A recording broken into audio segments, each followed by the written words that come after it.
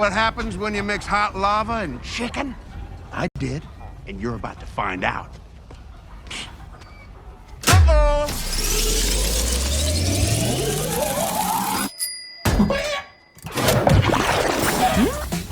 You hear that? That's the sound of sizzling. Smell that smell. La la la lava, chicken.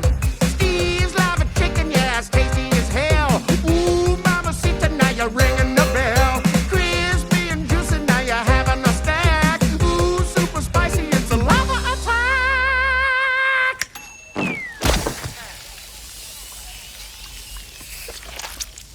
I have a small business too. The one thing I try to do is not have my jingles suck butt.